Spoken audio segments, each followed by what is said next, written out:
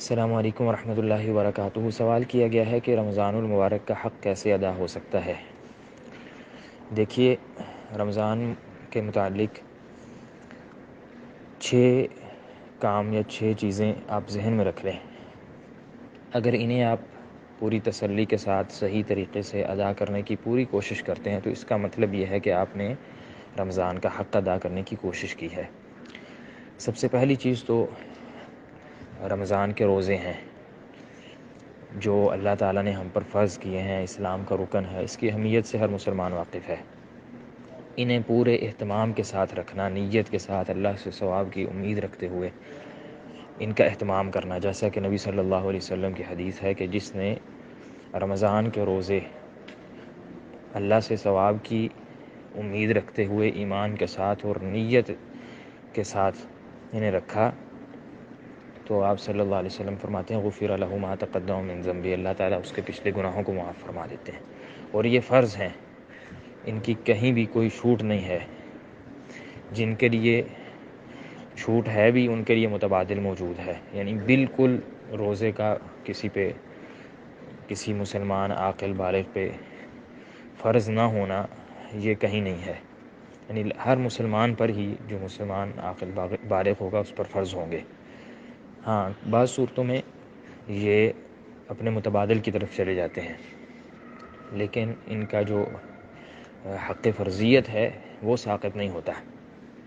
یہ پہلی چیز ہے، اور ہمیں بڑے اہتمام کے ساتھ اور پوری اللہ تعالیٰ سے ثواب کی امید رکھتے ہوئے یہ روزے رکھنے چاہیے۔ یہ پہلی چیز ہے۔ دوسری چیز یہ ہے کہ آپ اس مہینے میں، جیسے یہ مہینہ آئے تو اس میں قیام اللیل کریں، جسے ہم تراویح کہتے ہیں۔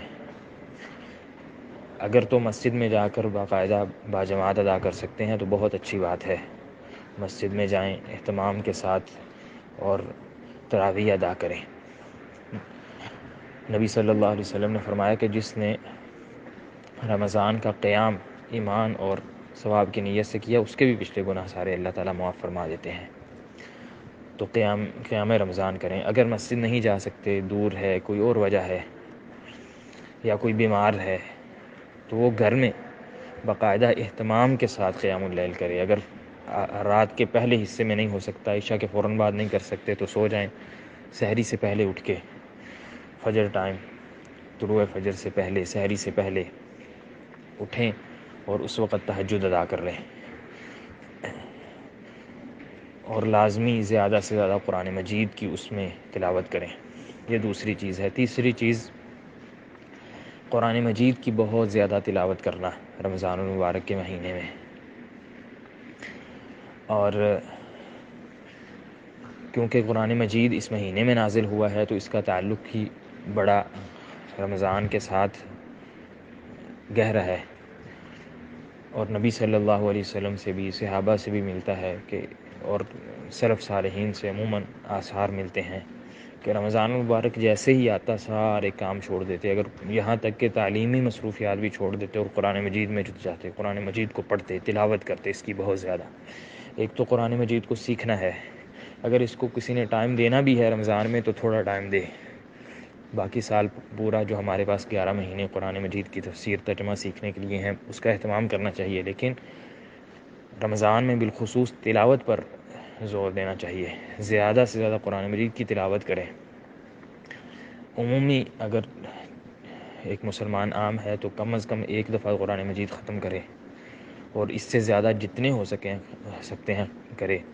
بلکہ بعض سلف سے ملتا ہے کہ وہ اتنے قرآن مجید ختم کیا کرتے تھے، عام دنوں سے بھی زیادہ بڑھ کر، اور کم از کم 3 دن میں ایک قرآن مجید ختم ہو جائے، یعنی 10 قرآن مجید انسان رمضان میں ختم کر لے، اور بڑی آسانی سے یہ ہو سکتے ہیں اگر ہم اپنے اوقات جو ہم نے اپنے بنائے ہوئے ہیں باتوں کے، ارد گرد کے معاملات کے، ان کو قرآن مجید کے ساتھ لگا دیں۔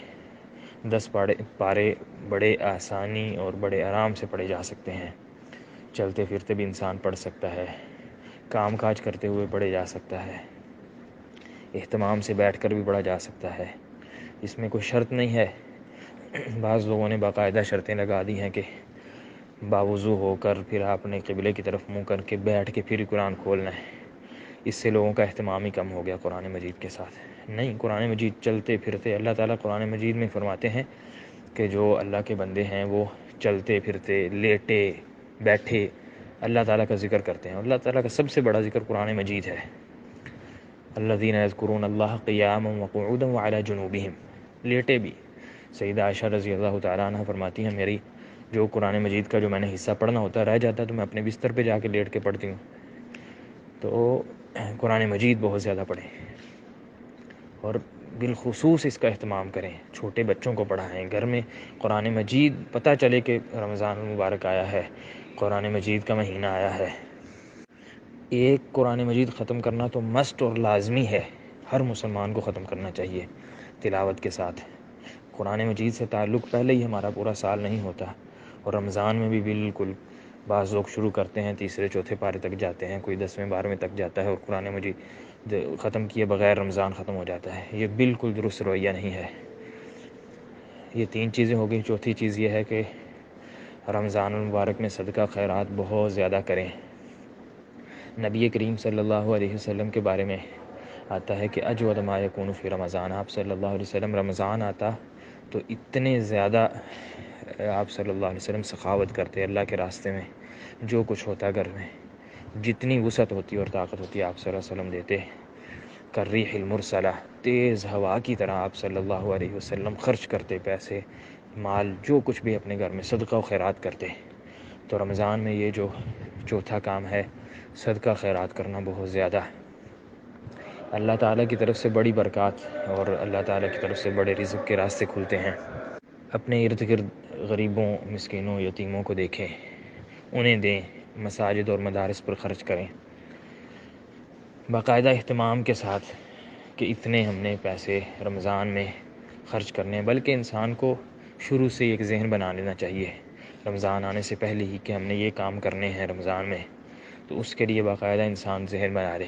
بعض سلف کے بارے میں آتا ہے کہ وہ شعبان یا اس سے پچھلے مہینوں میں زیادہ کمانا شروع کر دیتے تھے، اپنا اوور ٹائم لگانا شروع کرتے تھے اپنی تجارت میں۔ کیوں؟ وہ کہتے تھے کہ رمضان میں جا کے ہم نے اپنا کاروبار بند کر دینا ہے، تو ہم ابھی سے جو کمانا ہے کما لیتے ہیں، رمضان میں کھائیں گے، رمضان کے بعد دوبارہ کمائیں گے، یا رمضان میں ہم اپنا وقت کم تجارت پر اور کاروبار پہ لگائیں گے۔ لیکن اب تو مسلمانوں کا زوال کا دور ہے اور ہم زیادہ وقت اور زیادہ سے زیادہ کمانے کے چکروں میں رمضان میں پڑ جاتے ہیں۔ بہرحال انسان شروع سے ذہن میں رکھے کہ میں نے رمضان میں جا کے جو اپنا خرچہ ہے، اخراجات ہیں، وہ کم کر لینے ہیں اور میں نے زیادہ اللہ تعالیٰ کے راستے میں دینا ہے۔ اب تو ہمارے ہاں یہ بھی سستی بہت زیادہ ہو گئی کہ جیسے ہی رمضان آتا ہے ہمارے اخراجات جو ہیں گھروں کے بڑھ جاتے ہیں، افطاریوں اور سحریوں پہ ہم پیسے خرچ کرنا اور بہانا شروع کر دیتے ہیں۔ خواتین اپنا وقت ضائع کرنا شروع کر دیتی ہیں، بلکہ بعض خواتین تو ایسی ہوتی ہیں، بلکہ عموماً آج کل یہی رویہ ہے کہ انہوں نے باقاعدہ ریسپیز محفوظ کی ہوتی ہیں کہ رمضان میں یہ فلاں ریسپی ٹرائی کریں گے اور فلاں ٹرائی کریں گے، یعنی جو رمضان کا مقصد ہے وہ کھانا پینا بنا لیا ہے اور اخراجات بنا لیے ہیں۔ چونکہ اب ریسپی ٹرائی ہوگی تو اس پہ خرچہ بھی بہرحال آئے گا، تو یہ نہایت ہی غیر مناسب رویہ ہے ایک مسلمانوں کی طرف سے۔